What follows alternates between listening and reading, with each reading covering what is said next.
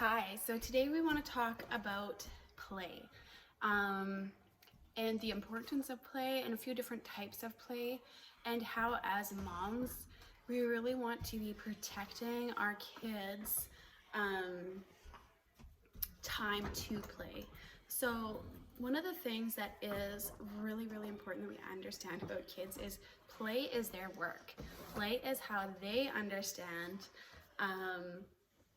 and make sense of how the world is working, how the world, what they see in the world, and make sense of it in their mind. And I think I said it before, but if kids are learning through play, it can take only 8 to 10 repetitions to create the synapses in there that create that learning, that create that new neuron pathway.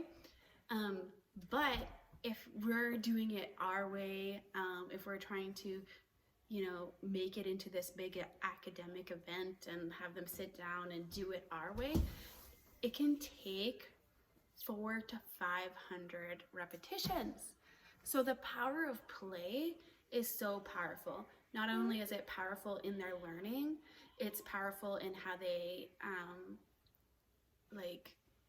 metabolize stress in their lives, in their day-to-day lives, how they make sense of things that they've seen, how they make connections. And the more that we can allow and support our kids' time to play without, creating some kind of agenda for them, but really following their lead, like we've been practicing a little bit in there and giving them space to do that, the more impactful it's going to be. So one of the ways that I protect play with my kids is super simple. So when I work out, my kids have two options. They can either join me and work out with me, or two, they can independently play. And sometimes that transition from, me being actively involved and me, doing things with them, which would be considered entertaining them or, me supporting them in that role, can take some time. It can be a little bit uncomfortable for them. It can take time. So the other day, I was working out and it took my kids, I have 4 little kids, 5-year-old, 3-year-olds, twin 2-year-olds. It took them 20 minutes of my 30-minute workout to, really get into that deep focused play. For that 20 minutes, I was refereeing, I was supporting big emotions and meltdowns. I was, holding boundaries, saying, no, we're not watching TV. No, it's not time for mom to do this. Right now is you can either work out with me or you can play. And I needed to hold that boundary, and I needed to support them through that so that later they could get into that deep play. And one of the things that is so important is it can be easy to say, oh, I'll just throw it a show, but I do that sometimes.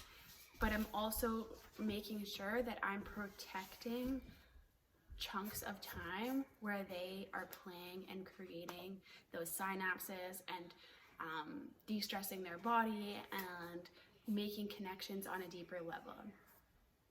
And I feel like that is so important. Another important piece of play is kids can create it in anything. So when I say I give my kids 2 options, they can join me or they can independent play. The other day they chose to join me and I was making salsa and they were all sitting around the table and they wanted to help it out and they were doing different things. And then they started this game where they were feeding each other little tiny pieces of red onion, and they thought it was so hilarious to give each other an onion and then see each other's faces go like, ugh. And then they'd laugh hysterically, and then they'd laugh even harder when they would give each other a drink of water and then start all over.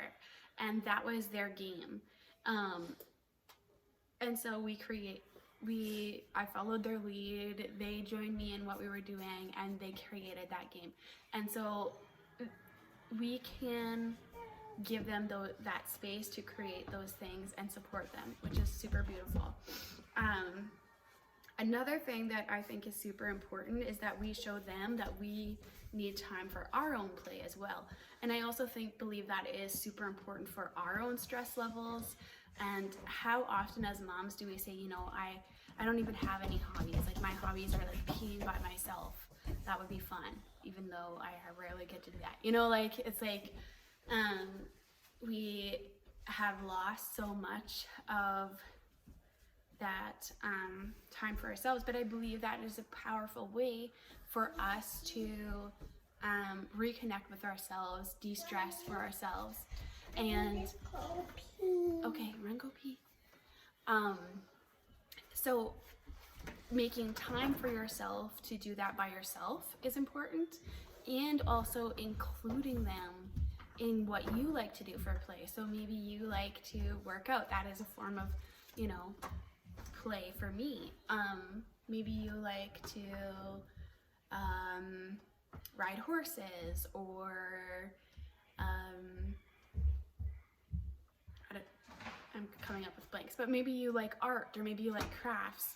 Like, can you start incorporating some of those things that you really love and do them with your kids some more too, and see where that takes you. And another important thing is that if that feels overwhelming, if that feels stressful, if that feels too much, it's okay. You don't have to do that. You don't have to include them all the time. You don't have to feel guilty that that's too much. That may come later. They may not ever come. It's okay to find things that are fun for you to do with your kids. And it's okay that you might need to practice, you know, staying calm and, you know, just going with the flow and allowing them to experiment and try things. An example of that is like baking for me. I found it super stressful the first few times trying to bake with 2 kids, because it was just like so much chaos, and I felt like I couldn't keep up, and things were happening that I didn't want to happen, and things were everywhere, and it just felt like way too much. So I had to take a step back. It wasn't that my kids, you know, were doing anything terribly wrong. It was just too much for my ability, my emotional space, my energy space to handle at that time. So taking a step back, really being careful to nurture myself, and do it when I felt like I had a bigger capacity and more energy, was important. And we don't need to beat ourselves up if we don't enjoy those things with our kids. That may come later when they're older. That may come when you are, you know, feeling better, feeling more energetic, and it might not come. Maybe it's just something that you don't enjoy.